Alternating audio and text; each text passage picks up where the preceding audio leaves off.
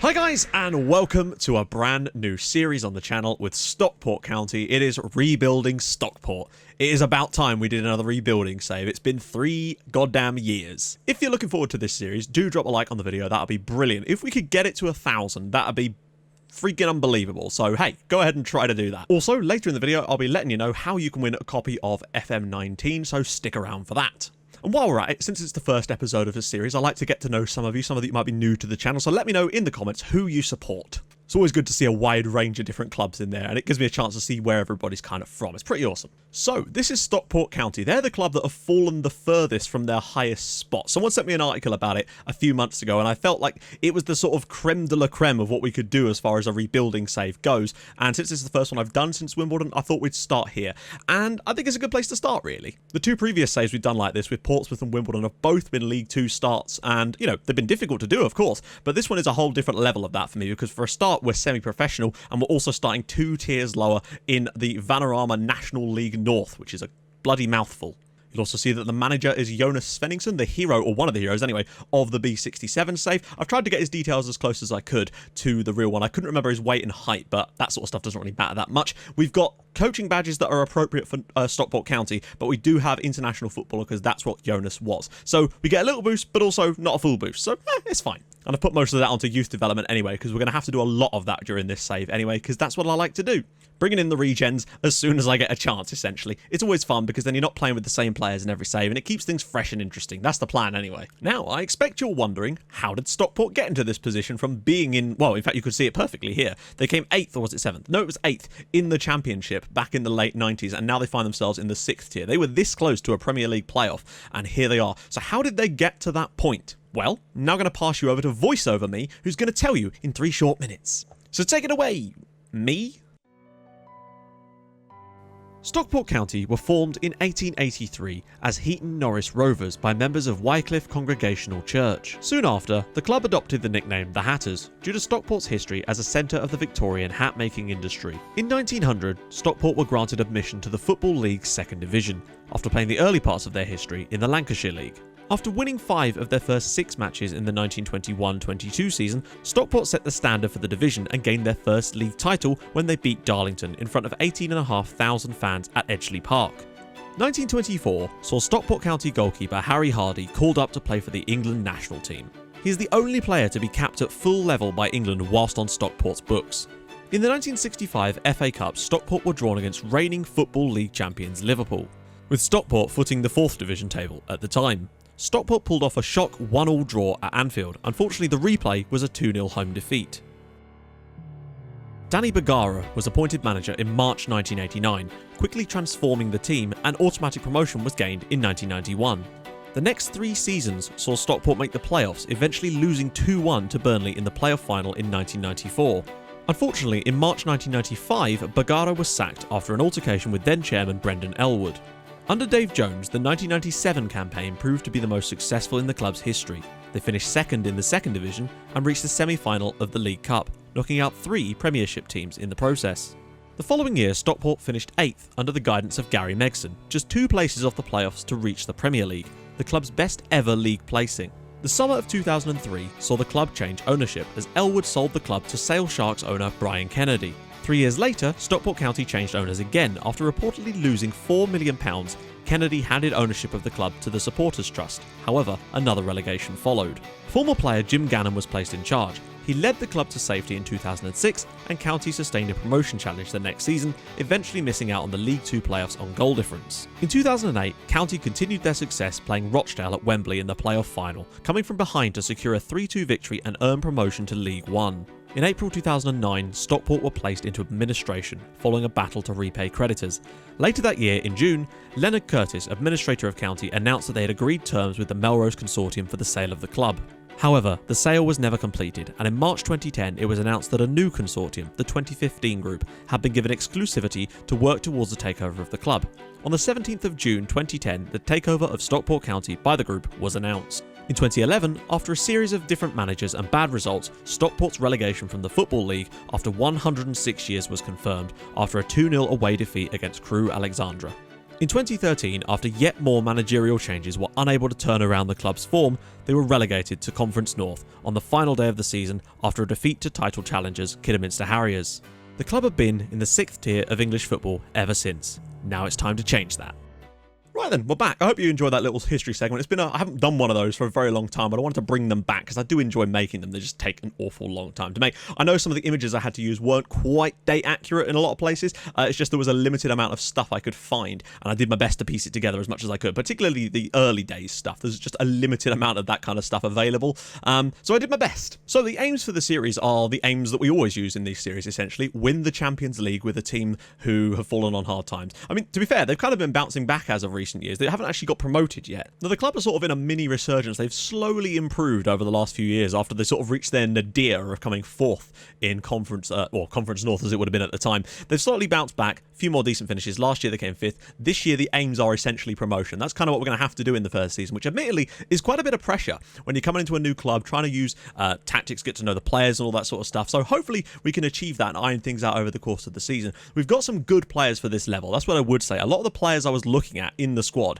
have essentially ratings that would make them as decent players for the league above. So with that in mind, we should be able to do okay this year. But this is FM, and things never go according to plan, as I'm sure most of you know. Finance-wise, we have 160 grand in the bank. I don't know how well that's going to go. We have no transfer budget. Our wage budget is £8,700, and we do have a tiny little bit of that available for maybe 1 or 2 cheap signings, maybe some youngsters. I'm not really sure at the moment. Most of the business has kind of been done. They've made a lot of signings this summer, and I'm going to have to try and use them because they'll get pissed at me otherwise. And we have a scouting budget of 10 grand, which is not a lot. I'm used to having a lot more than that. We're really going to have to use that very, very sparingly in transfer windows only because we want to be signing young players. That's where I'm really aiming to bring through players in this save and make money that way, because signing established players at this level, it just costs you a fortune in wages. We really do need to develop them ourselves. And it's about the slow build, and I think that's where the fun is for me, which is why all the leagues I've got turned on, obviously England down to level 6. I also have Scotland, Wales, Northern Ireland, and the Republic of Ireland turned on as well, with like at least the 2nd tier of most of those nations. Scotland I have 4, just so we can try and take players from those nations once we get the chance. Obviously we'll turn the other leagues on later in the save once we start going up the divisions,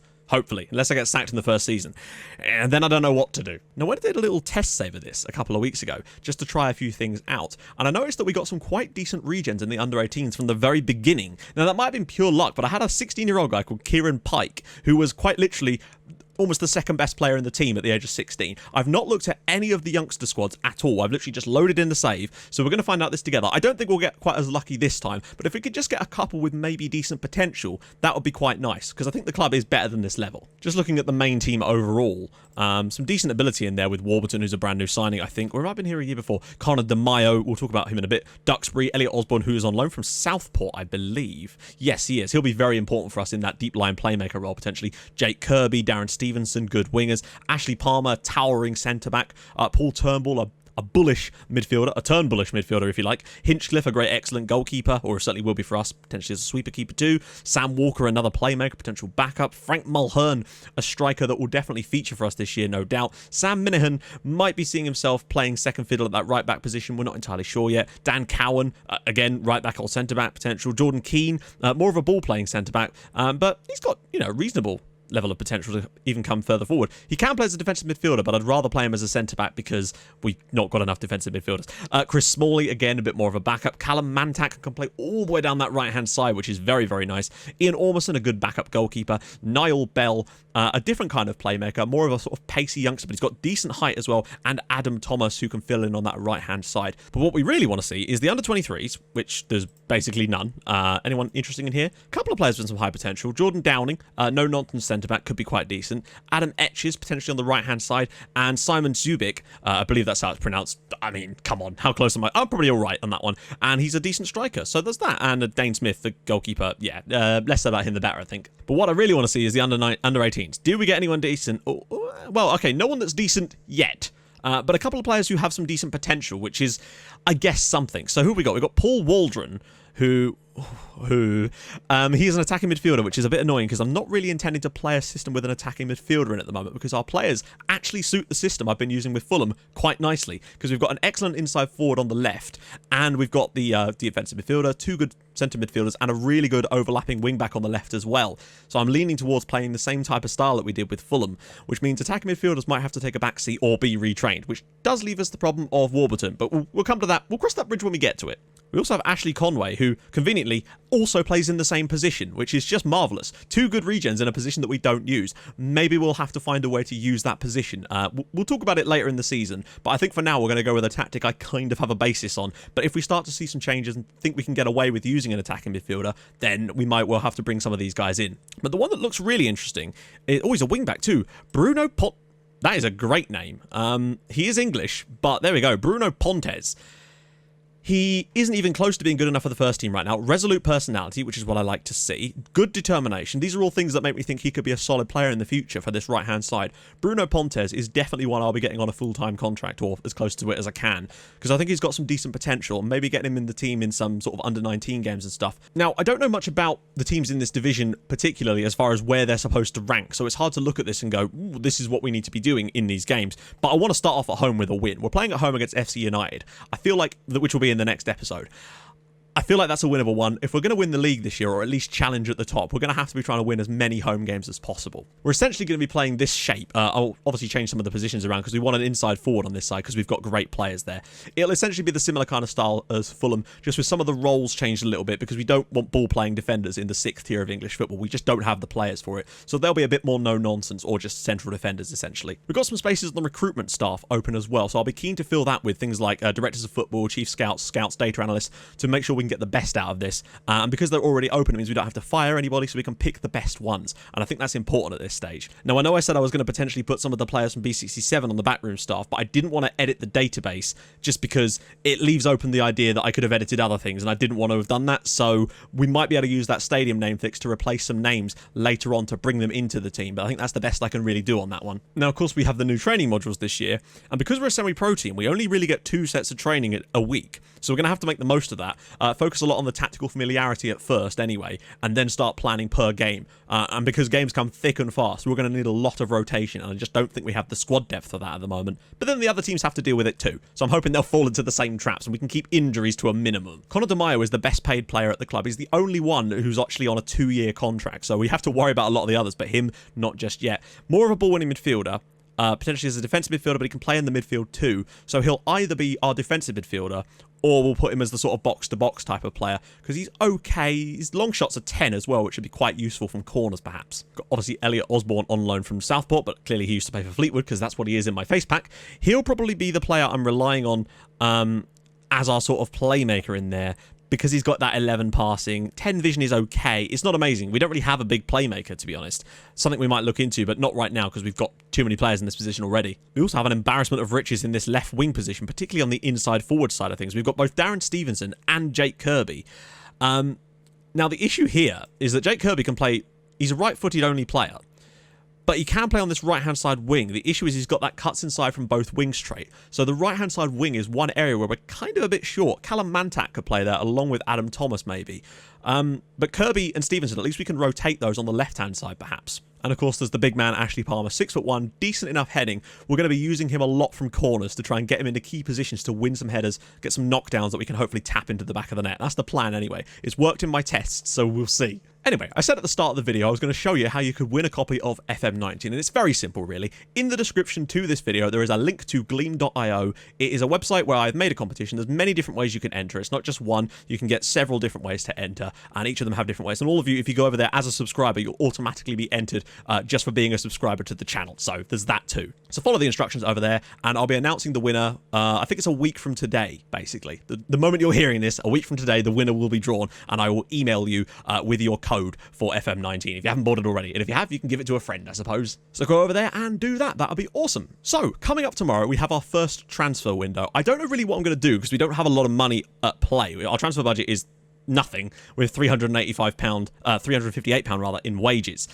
I think I'm going to have to spend a lot of that on just getting some staff members in as our scouts. So I'm actually not sure we're going to be able to do much recruitment in this summer unless anyone leaves. So expect the squad to come back and pretty much be the same as it is right now. I probably should have just turned off the first transfer window, really, but I wanted to see what the other teams did, and maybe we could sell someone. I don't really know. But what I do know is we'll be coming back for the first day of the season game against FC United of Manchester at home. Hopefully we can get off to winning ways. But yeah, if you have enjoyed this video, do drop a like on it. That would mean the world to me and would really help the channel out on this first video. And of course, let me know who you support in the comments. And if you're new to the channel and this is the first video of mine you're seeing and you want to see some more, then hey, hit that big old red subscribe button. That would be brilliant as well. And you'll be notified about new videos every single day, hopefully at 6 o'clock. Certainly for the foreseeable future anyway. And I'll see you guys in the next episode as we'll get this save kicked off properly. Looking forward to it. I'll see you guys soon. Thank you so much for watching. Bye-bye.